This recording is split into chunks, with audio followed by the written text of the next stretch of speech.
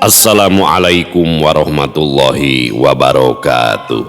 Sampurasun wargi dulur baraya sadayana, tepang dangudi sareng simkuring Mang Ian Kidemang Gunung Halu dina acara anu maneh nyaeta Dongeng Sunda. Dongeng zaman kiwari ala kiwari anu nyarioskeun lalakon kahirupan mangsa bihari atanapi kabaheulaan. Kumaha dararamang palawargi sadayana atau mugi aya dina ginanjara kawilujengan rahayu berkah salamet amin ya Allah ya robbal alamin. Dina waktos ieu simkuring sijanderaskeun hanca nu katunda dina pedaran dongeng lawasnya anu judulna Siruyung Kawung bagian anu ka-37 karya Bapak E. Sukandar. Ieu mangrupikeun karya tahun 60-annya tos lami pisan. Tos dipedar ku para pendongeng legendarisnya. Oge Bapak E. Sukandarna ngantunkeun dina tahun 1880-an atuh pamugia ieu lalakon dongeng karya anjeunna teh sing janten amal kasaya nu ngalir nya salianti ngahibur tepan seueur pituah seueur pepeling aya dakwah wasilah dongeng teh nya dina carita ieu teh nya khususon ka Bapak E. Sukandar urang ngagip nya sakumaha urang ngagip di zaman kiwari transfer ngintun pulsa sakitu gaib oge dugi pan padahal taya kabel tah urang ngagip ka Bapak E. Sukandar mangrupikeun aosan Al-Fatihah di mana urang desek ngadoakeun batur saestuna eta doa teh keur diri urang sorangan sabenerna mah hiji mangsa ku Allah bakal dihadirkeun makhlukna anu bakal ngadoakeun urangnya matakda gratis aosan Al-Fatihah namanya. Ayo urang sami-sami ngaoskeun Al-Fatihah kanggo Bapak E. Sukandar khususon ila ruhi ahlil kubur Bapak E. Sukandar. Allahumma ighfir lahu warhamhu wa'afihi wa'fu anhu syulillahi lahum. Al-Fatihah. A'udzubillahi minasyaitonir rajim. Bismillahirrahmanirrahim. Alhamdulillahi rabbil alamin arrahmanir rahim maliki yaumiddin iyyaka na'budu wa iyyaka nasta'in ihdinas siratal mustaqim siratal ladzina an'amta 'alaihim ghairil maghdubi 'alaihim waladdallin. Amin. Mugi ieu aosan Al-Fatihah teh sing janten akumulasi da seueurnya nu sok ngupingkeun dongeng Siruyung Kawung teh dugikeun ka aya 10.000 kabayang mun 10.000 jalmi ngaoskeun Al-Fatihah dikintunkeun ka Bapak E. Sukandar eta janten medan energi nu ageng bakal uih deui ka urangnya. Mugi sing janten wasilah atuh anu nuju baringungna aya sametanana nya sing saenggalna dikaluarkeun tina kabingung anu gaduh sametana sing kabayarnya anu rumah tanggana sing sakinah mawadah warohmah anu teh taacan keing jodoh sing dipenakeun sareng jodoh anu terbaik anu janten ladang amal supados tiasa nyampe karidoan Allahnya. Oge anu usahana sing aruntung sing berkah anu tumuju tedamangna sing disarehatkeun nya pokona mahkum kasadayana nu hadir dina ieu rum ieu dongeng Sunda ieu latiful tubi fi umuri kuliha wal tubi fi manajala waqti hajati wa huwa izaza irina ilayya wa man ahsana ilayya wa man ista'ana ilayya innaka ala kulli syai'in qadir.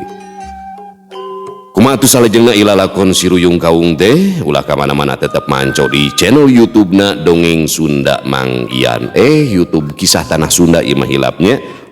Palawargi ieu YouTube-na Kisah Tanah Sunda. Simkuring ngabangun di YouTube enggal nyaeta Dongeng Sunda Mang Ian. Mangga dibarujengannya di subscribe gitu.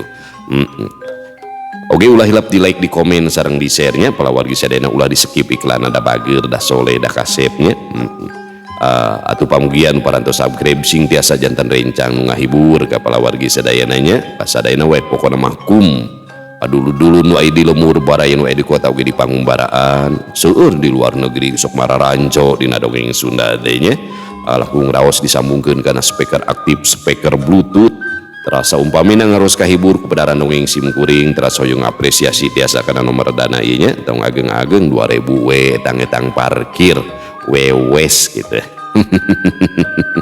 ya supados teu nyangkolong tingkana waktos hayu urang sami-sami ngalajengkeun ieu lalakon Siruyung Kawung bagian anu ka-37. Mangga kaparayun sadayana wilujeng ngadangukeun prung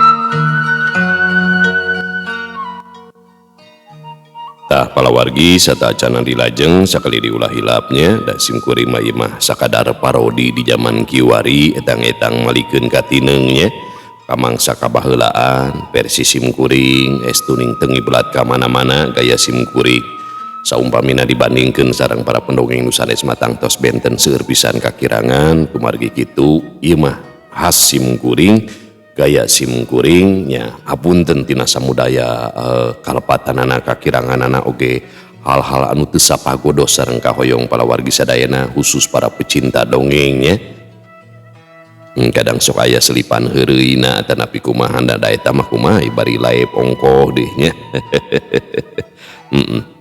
aya mah urang sasarengan nyi kopi tapi peutingnya beurang mah da bulan puasa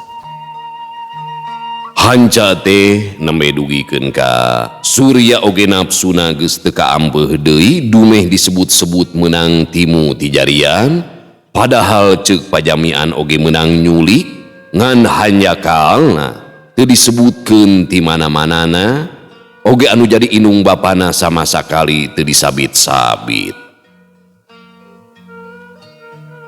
ngadenge ucap-ucapanana Surya siga kitu teh pugu tumrapna kabah jagur mah geus mata kalap barang ngadenge caritaan Surya anu lain bae garihal kadengena kana ceuli tapi oge dianggapna kacida kurang ajarna anu matak teu tatapasini deui ngan sebrut bae bah jagur teh narajang kalawan ngagunakeun jurus gunung gugur anu maksudna pikeun ngarmukeun dadana Surya sakaligus tapi Surya anu memang geus cukup ngarti kumaha hebatna panarajang bah jagur temicen tempo manehna ngagentak cingkrak terus ngolebat ka gigireun bah jagur bari nyabetkeun damba leungeunna rek ngarak-rak iga oro kaya bah jagur teh memang guruna Surya ku kituna manehna geus bisa neguh ka mana gerakan Surya anu saterusna sakilat manehna micen badana ka tukang bari dibarengan ku ngagentak malik breh leungeun Surya anu geus nyantong rek ngarak-rak igana teu antaparah deui habek bae dipeupeus satakerna corelat ayeuna bah jagur pindah tempat ka gigireun Surya bari ngahambatkeun leungeun kengkong narek ngababuk punu puguh da sasat anak murid jeung anu jadi guruna gerakan bah jagur oge geus bisa kateguh ku Surya ngan bae manehna rada leuir dina ngarobah gerakanana anu antukna teu bisa disingkahan deui leungeun kengkong bah jagur teh ngajedakeun punukna anu tumrapna pikeun Surya mah geus lain deui mata kripuhna manehna nepikeun ka tisuk-sruk habek deui bobokongna dijajak ku bah jagur atuh jadi katurug katutuh Surya antukna mah ngagedebru labuh nangkuban ngan bubuhan manehna teh geus ngamilik daya tahan anu memang lain hampas-hampaseun sakilat manehna geus ngakurinyal hudang di sarta langsung ngejat ngajauhan di bah jagur lantaran sieun ditimpah deui bobokongna sakilat manehna geus ngakurinyal hudang deui sarta langsung ngejat ngajauhan di bah jagur lantaran sieun ditimpah deui di bongohan moal ge nepi ka aing mah sia deuleu Surya kawalat sia teh kawalat deuleu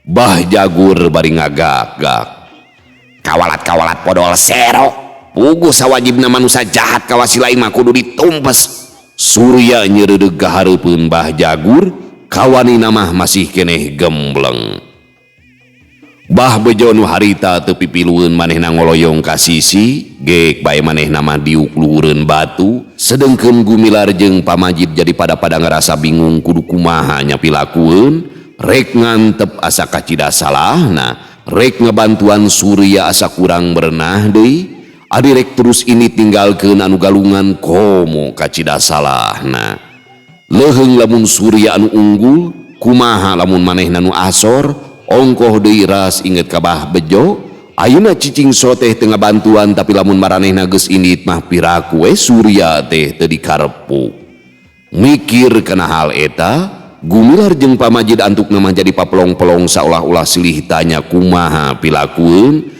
tapi saurang oge eueuh nu nyarita puguh da pada bingung sabot kitu bah jagur jeung Surya geus padungdung deui bubuhan saelmu sapangabisa nya lumayan oge ramena teh ayeuna mah Surya dina gerakan teh kacida ati-atina sangkan teu kabeunangan deui saperti tadi atuh Bah Jagur anu pangrasana leuwih luhur ti Surya sasat ngalawan muridna pribadi dina ngirimkeun panarajang teh estuning geus teu dipikir untung rugina. Pokona mah Surya teh kudu gancang-gancang bisa diragragkeun. Lantaran lamun manehna teu bisa ngelehkeun Surya, komo mun manehna nu ngaranapan Asor jadi pacundang, geus tangtu lain deui wirangna. Eukeur mah disaksian ku Gumilar jeung Pamajid, katurug-turug deui disaksian ku Bah Bejo dulur sapaguruanana.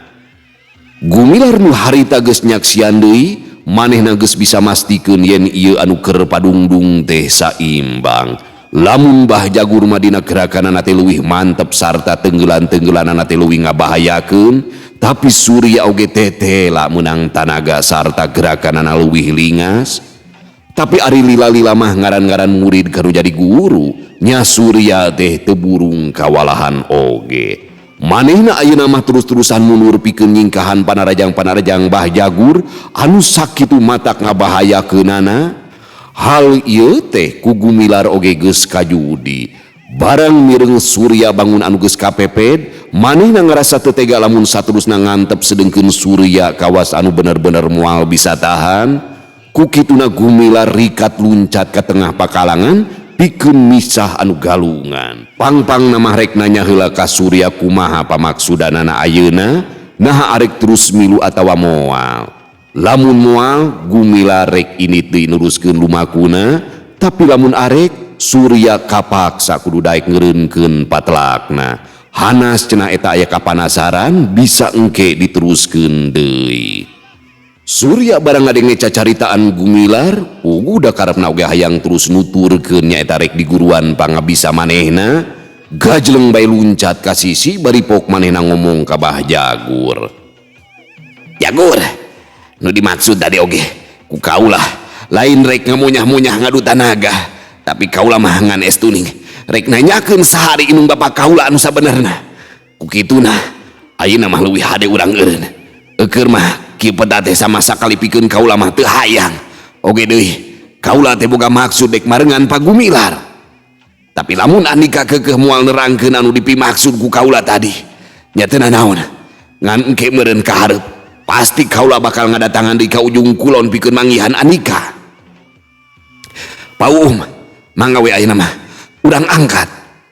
Surya saterusna mah nyarita ka Gumilar, geus teu malire deui ka Bah Jagur anu masih renghap ranjung. Eukeur mah ngarasa capek, turug-turug nafsuna beunang disebutkeun tacan kabudalkeun kabeh.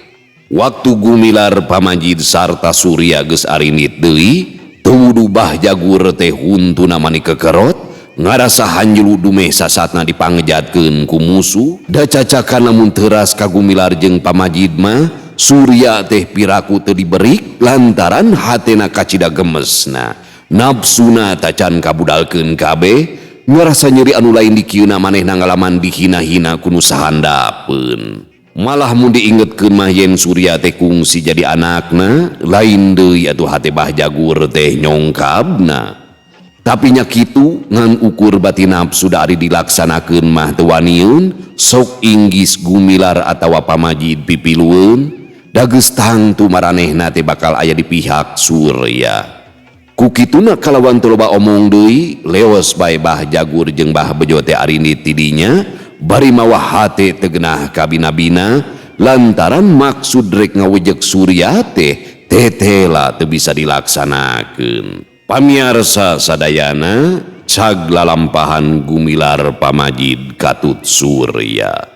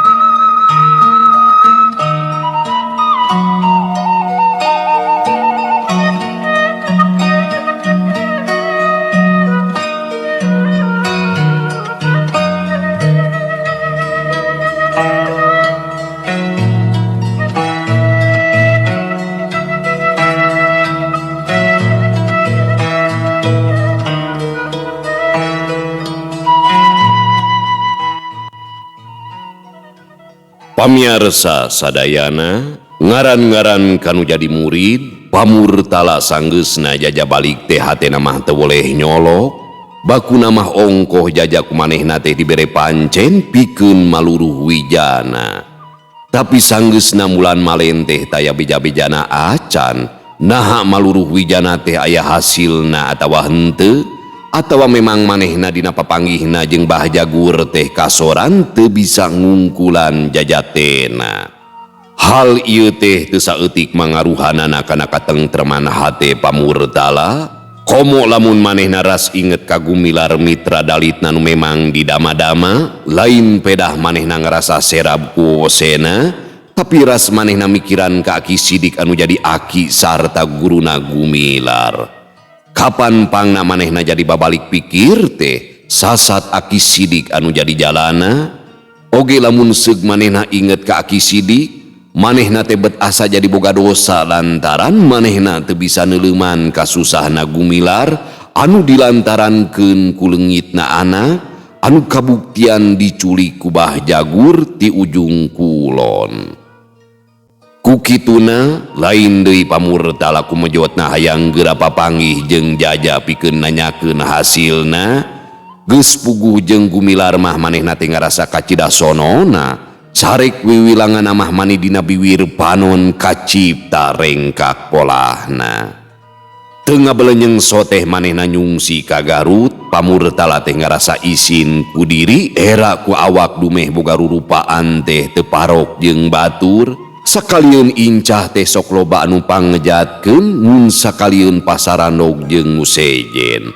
Hal ieu teh teu kudu matak nambah-nambah pidorakaeun. Ari diantep da puguh hate mah kacida nyongkabna sasat meunang panghina anu pohara, ari ngagugu kana kateungeuna heunya kitu teh matak nyiar-nyiar loba musuh, keur naon atuh manehna tobat ka pangeran, ari kalakuan tetep bengal sarta dugal mah. Tapi dina hiji mangsa mah manehna teh kapaksa lunta ti lemurna, anu jadi lantaranna mah manehna teh ngadenge beja yen dikontrak cukupa teu jauh ti Pakenjeng, cenah aya jawara ti ujung kulon ngaranna Bah Jagur jeung Bah Bejo ngadon nyiksa mandor metik anu ngaranna Ki Ardaim.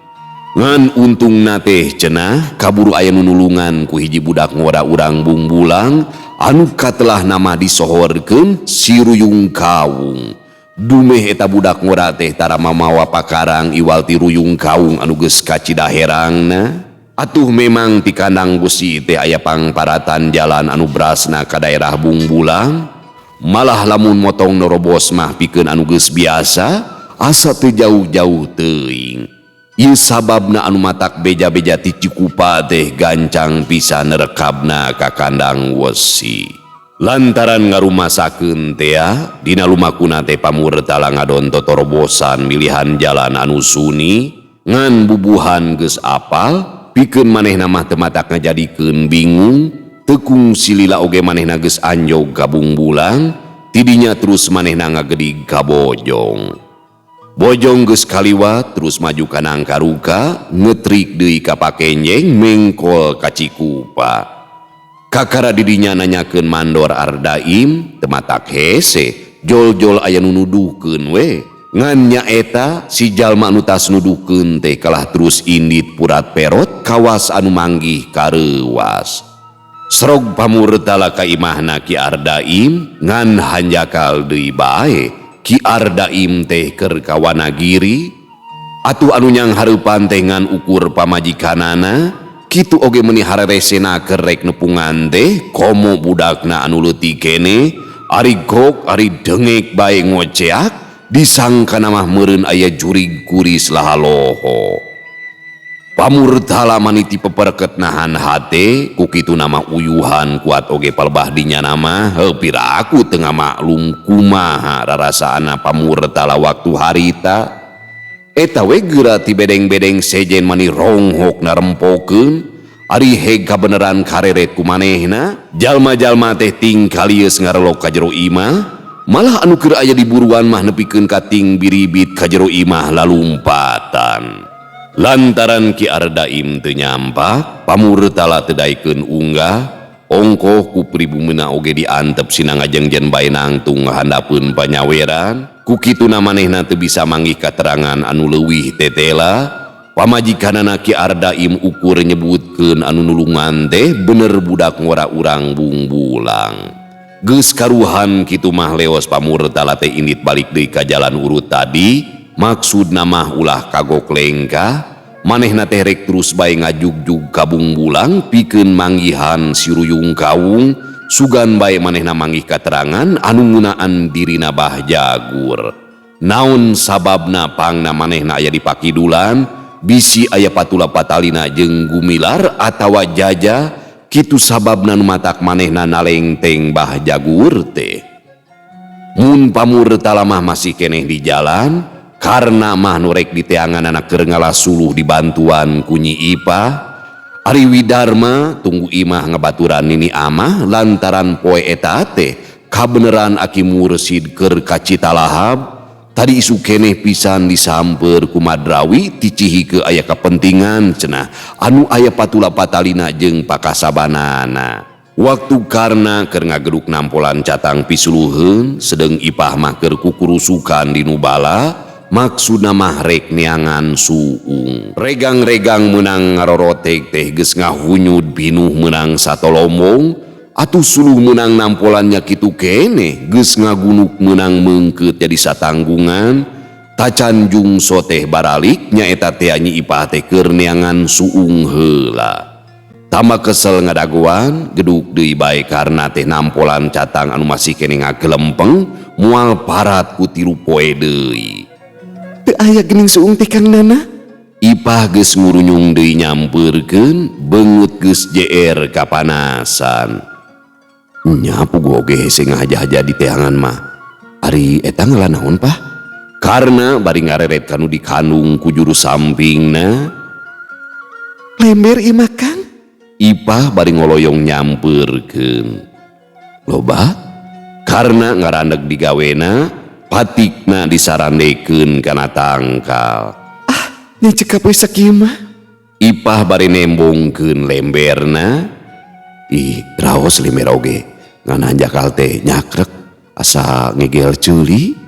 Har, ari Kang Nana kantos kitu nuang ceuli. Ipah ngagelenyu geek diuk luhureun catang gigireun karna. Nya kantenan we atuh. Karna males nyerenge. Ceuli saha kitu?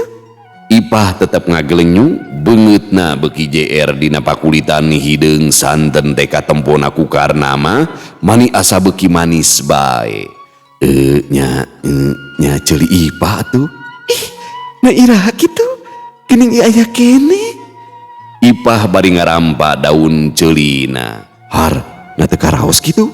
Geuning ku kanggarna mah pan sok disegetan. Datar kana ceuli. Aya ugi da kena beuheung. Ceuk Ipah ngalieus miceun beungeut, rai beungeutna jadi tambah asa. Sok kana naon kitu Pah? Karna bari nyawel gado Ipah sina malik deui ka manehna. Duka. Ipah rek ngalieus deui ngan orokaya leungeun karna meuni pageuh nyekelanana luk atuh tungkul burilak panon ngarindat ka luhur maling reret kanu keur manco gigireun. Pah, leungeun karna ngopepang. Panangan teh sapertos nu palid. Aduh, getek atuh Kang. Henteu ari dikepeskeun mah Ipah ukur gutak gitek getekeun. Ipah, Nung, karna ngaharewos panuna geus mimiti kunang-kunang teu puguh dedeleuan. Hayu urang uih we anggur mah. Hayu Kang Nana. Ipah badana kukuliatan bari henteu ari ngejat mah dasaruana di ongkoh kawas nu ngahajakeun. Engke atulanan Nung, capek keneh. Atuh da Kang Nana memenita aya kabosenan. Aduh, karna ujug-ujug ngejatkeun awakna bari nungkup biwir, cipanuna ngadadak rambai. Jahil Ipah mah Ceuk karna bari mencerong sarta beungeutna semu-semu anu muringis. Ungan atuh da meuni susuluduk bae. Ipah nyeungseurikeun. Awas ke, dibales geura. Karena bari ngaronjang tapi Ipah leuwih rikat nyingcet. Solontod bis bae karena teh ti kusruk lantaran sukuna ngagedug kana catang, tapi ngagentak karena neueulkeun leungeunna kana catang. Jorelat tina gerakan di ler kasaatan diteruskeun ku gerakan manuk beusi nyabetna lauk, maksudna mah rek nyamber cangkengna Ipah. Tapi Ipah nu ayeuna mah pangartina geus nambahan lantaran teu sirikna unggal poe digembleng ku karna. Manehna cukup ngarti kana naon-naon anu dipimaksud ku karna ieu.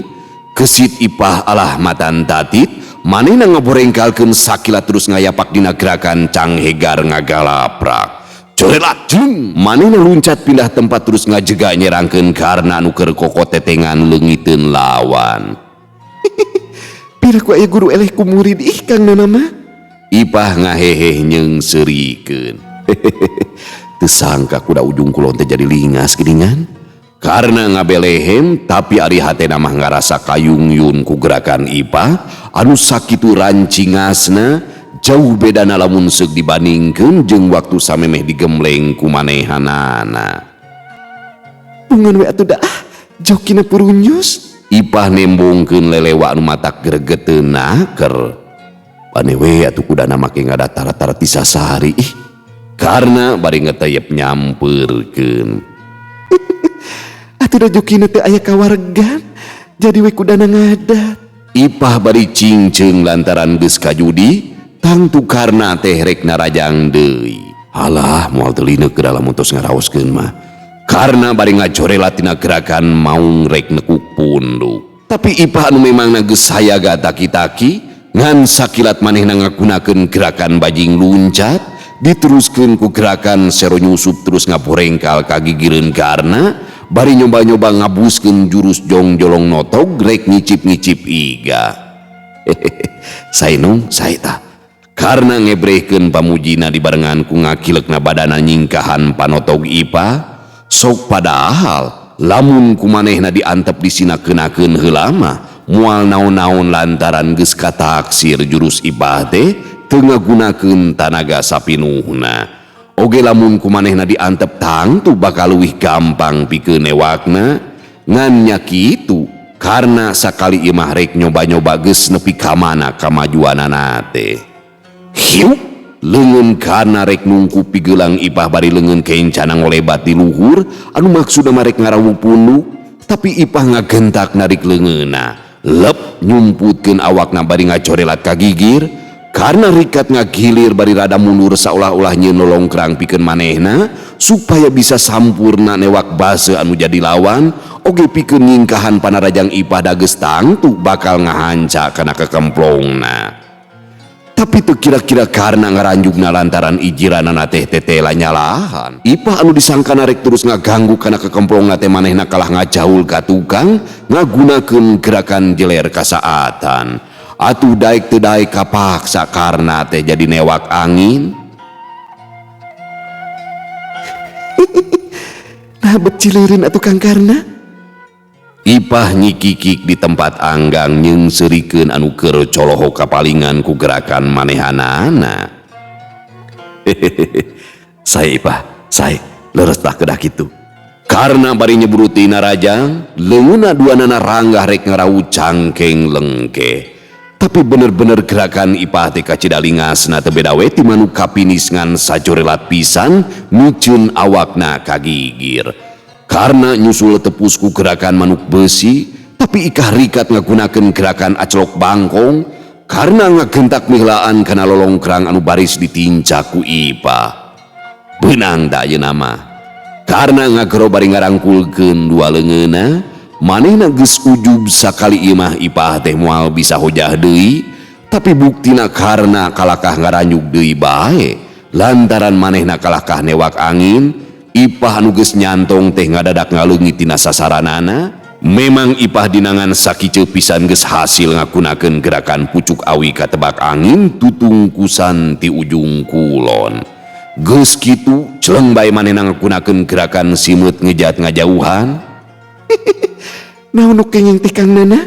Ceuk Ipah bari ngancuna. Alah bener kuda teh hese pisan ditewakna. Sugan kudu dieurah di ieu mah. karena bari ngabelem teu beda we ti domba ele, heg manehna luak liuk api-api aya nu di teangan micun salasah nyumputkeun ka erana. Sabot karena luak liuk kene, Ipah mendingan sajorelat ngejat kanu bala, tapi teu burung ku karna kabireungeuh lantaran ari juru panonna mah teu boleh ngagiler ka Ipah maling reret. Ngagentak manehna ngudag malah ayeuna mah boga angkeuhan yen Ipah teh moal hese ditewakna dinu bala mah. Tapi barang manehna nyorang reremetan teteh lah Ipah teh eueuh, taksiran nyumput ka tukangeun rungkun-rungkun saliara anu ngagigidig sabudeureunana. Ipah, cekarna ngagorowok. Ipah, ayo urang wih tos siang. Karena ngagorowok deui, tapi lebeng anu digeruan teh teu nembalan. Geus karuhan Ipah teu nembalan, keteyep karena leumpang lalaunan nyampeurkeun salah sahiji rungkun saliara. Heug ditempo lalaunan, tapi tetela Ipah teh eueuh. Taksiran bae geus rada jauh nyumput tina rungkun sejena, tapi da puguh sakitu lobana ari di teangan hiji-hiji mah sabatae lilana leuheung lamun jol-jol kapanggi. Ipah, ulang ada dompes dunu bala bisa aya orai ke. Heg di dieu mah loba orai, macok geura. Cekarna nyingsieunan sugan bae Ipah kaluar tina panyumputanana. Tapi kawasna Ipah teh teu sieuneun da buktina ulah boro-boro norojol, sorana oge teu kadenge kecet-kecetna acan, ditingalian dina rungkun-rungkun saliara hiji oge taya nu oyag ari lain endag katebak angin mah. Ditinggalkeun ke teu daek bijil mah. Karena ngagorowok deui, tapi Ipah tetep ngadedempes. Atuh di mananya nyumputna mangkeluk teh? Karena gegeleuneng bari teu boleh luak lieu. Geus balik keun bae ditinggalkeun nya. Ceuk karena ngabobodo dah henteu ari indit mah, manehna tetep ngajanteng bari ngawas-ngawas sugan we aya rungkun saliara anu oyag. Bener Ipah teh moal bijil. Hag sia, mangkaning di dieu mah sanget. Susulumputan kitu mah ulah-ulang ke disumputkeun jur takop tah mere tah. Ipah keur baturkeun tah mere tah jurig. Karena ngagorowok deui nyingsieunan ku jurig ayeuna mah. Aduh, iya, antosan Kang Nana. Ceuk Ipah ngagurubuk di tukangeun rungkun saliara anu rada anggang pernahna. Sieuneun ari ku jurig mah deug-deug bae manehna lumpat teu sirikna notog-notogkeun maneh muruka karna. Kop tah mere urang ujung kulon, kop tah jurig. Ceuk karna bari nyerenge asa meunang dumeh siasatna hasil. Kang Karna mah alimatuh. Ipah barang geus deukeut teu asa-asa deui, gabruk bae ngarangkul ka karna, montel pageuh bari bibir gidigan. Bener-bener sieunana teh ari disebakeun ka dedemit mah. Beunang ayeuna mah kuda ngadate nya. Karena ngaheheh pinuku kasugemaan. Maneh we disingsieunan. Ceuk Ipah ngadelek, delek geugeut lain delek ngebrehkeun ka geuleuh. Pamiarsa sadayana, cag kumaha Ipah jeung Karna, ayeuna urang ngilang heula nyoreang ka tukang anu kungsi ditunda nyaritakeun pamurtala anu geus nepi ka bungbulang.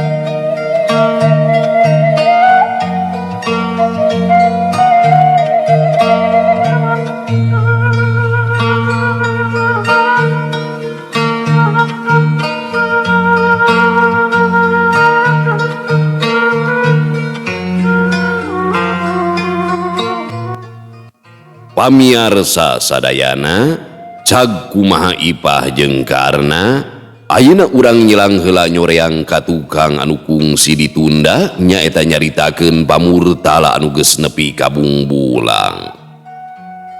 Teu hese nananyakeun si Ruyung Kawung teh puguh dina angkaruka boh di Bungbulang atawa di tempat-tempat sakurelingeunana, umpamana bae di lemur-lemur di Bojong, Cihike, Citalahap terus ka Cibeureum, saurang oge taya nu bireu ka si Ruyung Kawung teh nyaeta Karna incuna Aki Mursid.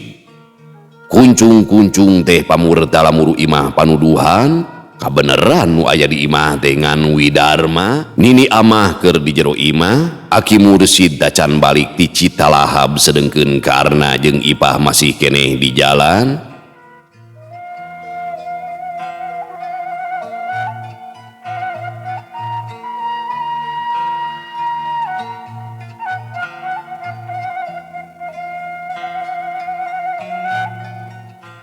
Sampurasun kisana, pamurtala nyolongkrong ka hareupeun Widarma. Widarma lain nembalan barang mireungeuh anu ngarong heap teh, manehna kalah molohok kaget, malah teu pupuguh bulu punduk make ting sariak sagala, mireungeuh beungeut pamurtala nu karicu leuwih ti ukuran teh, beut ngadatangkeun arateul kana beungeutna sorangan. Red mireungeuh buukna anu ngawid-wid panjang ririaban katebak angin, beuki tamah-tamah seremna kaayaan wujudna anu memang pikasieun. Sampurasun baraya, cek pamurtala ulukan deui bari hatena geus mimiti ngarasa tugeunah, manehna geus bisa neguh pangna ieu jalma teu gancang-gancang ngawalon teh lantaran mireungeuh rurupaan manehanana anu teu parok jeung anu loba. Sate ieu teh? Widarma bari rada mundur sok sieun kumaona meureunan lantaran ceuk beja jurig kuris teh nya kieu pisan rupana. Beungeutna darekok sarta buukna panjang ririaban. Kaula ti kandang wesi, cek pamurtala nerangkeun padumukanana. Ti kandang wesi? Widarma beki kaget lantaran manehna geus kungsi ngadenge yen cenah urang kandang wesi mah lain lalawurakeun. Sumuhun, ngaran kaula Murtala, cek pamurtala sakali ieu mah ngabejakeun ngaranna. Murtala, Widarma kalah bulak-balik dina pananya, babakuna mah manehna ngarasa kaget anu lain lumayan. Nya, kaula Murtala ti kandang wesi, cek pamurtala rada keheuleun dumeh anu ditanya teh bet kawas anu jantungan. Nah bade naon kitu? Widarma bari luak liuk nempuan Karna tegerajol, manehna ngarasa seber anu lain di kieuna, komo ari red mireungeuh panonna anu ngagenclang meles teu katembong bobodasna. Jadi hidung kabeh gitunya pamurtala teh. Jadi beungeutna serem, buuk panjang ngawid-wid. Ai panon eueuh bodas hidung kabeh.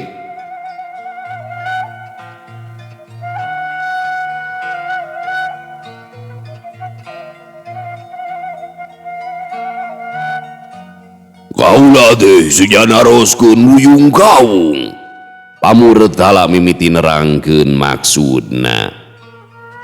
Ruyung Kawung usahanya teu aya di dieu mah, aya oge Ruyung Kawung bogana dulur kaula. Widarma beki mundur, mun teu era di kalalakian mah geus hayang belenyeng bae lumpat lantaran panyangkana boa ieu jalma teh ruksak ingetanana.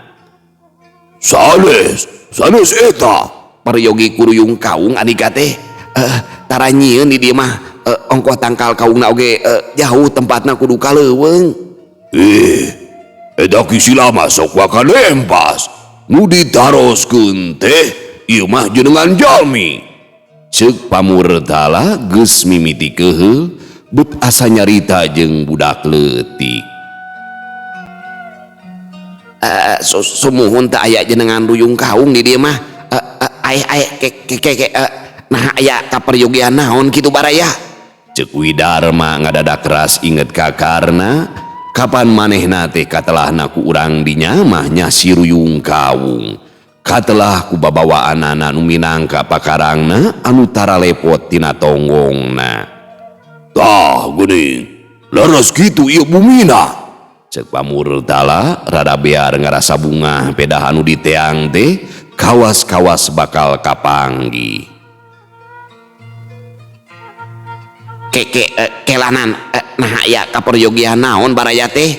Widarma jadi ngarasa penasaran hayang nyaho kana karepna, pang-pang namah ngarasa curiga bisi ieu manusia teh aya karepna anu teu hade.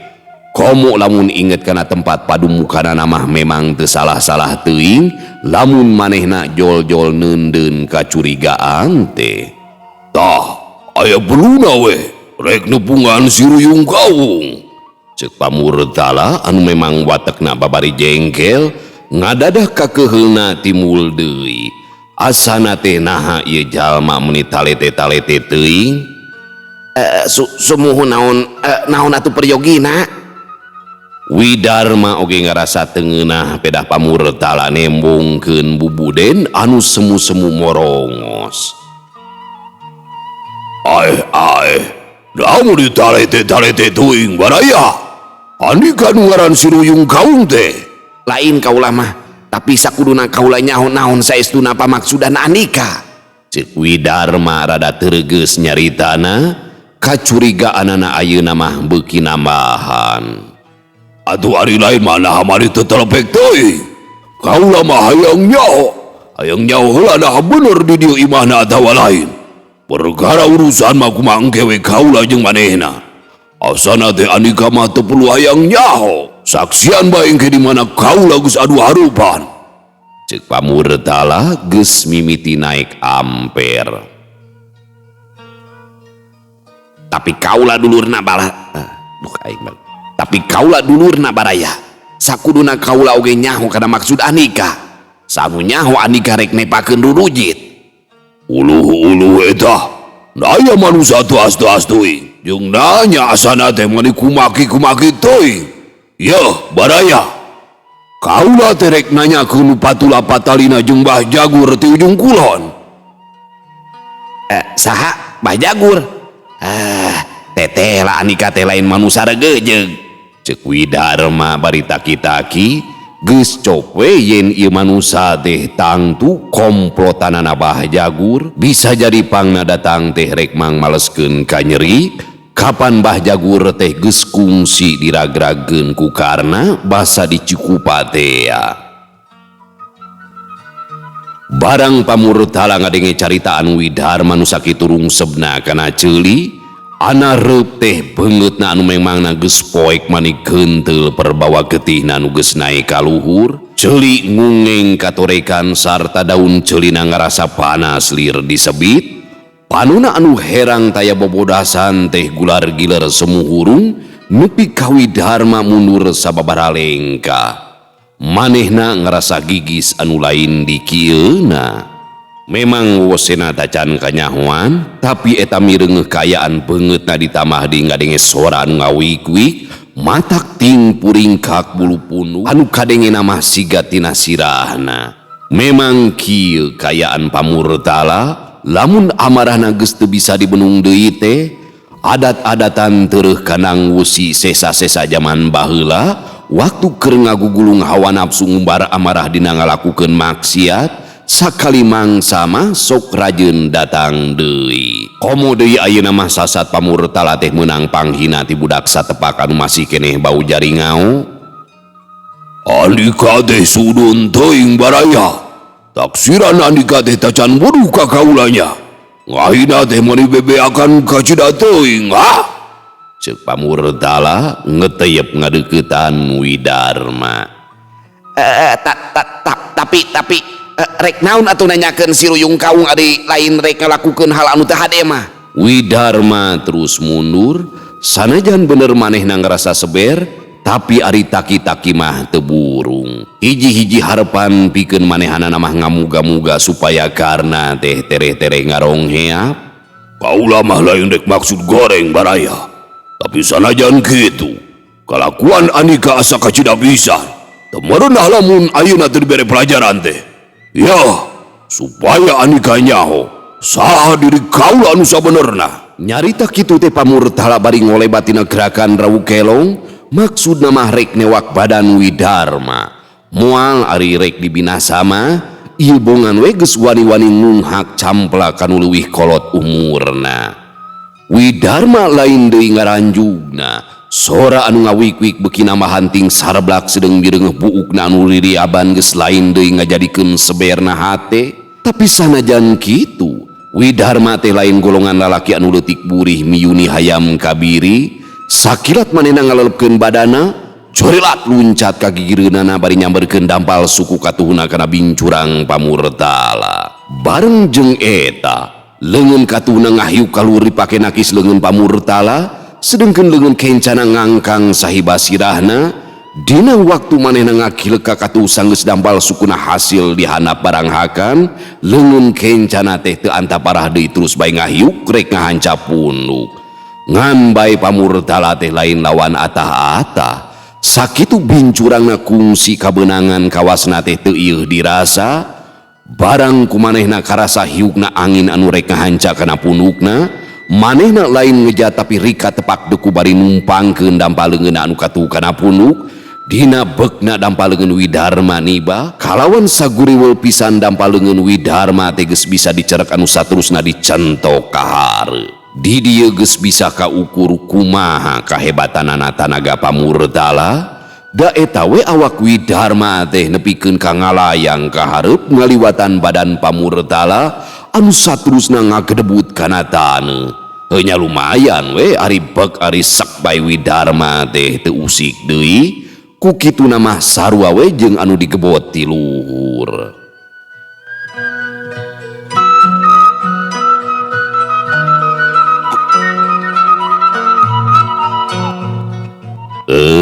Pamiarsa sadayana, waktosna geuningan parantos teu nyekapan deui. Luar biasa ilalakon ieu nya si Ruyung Kawung teh.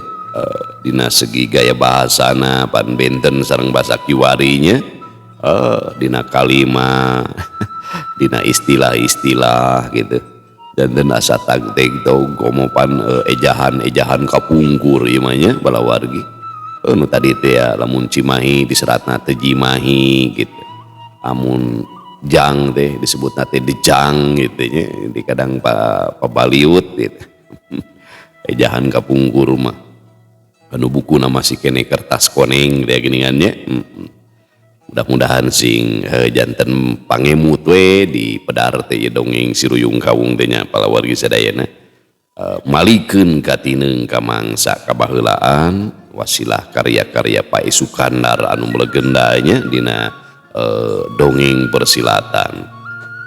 Cag urang tuna dihanyuang siang, urang teuneun dihaneuleum sieum paranti nyokot ninggalkeun mangsa datang ka samber deui. Wallahu muwaffiq ila aqwamit thoriq.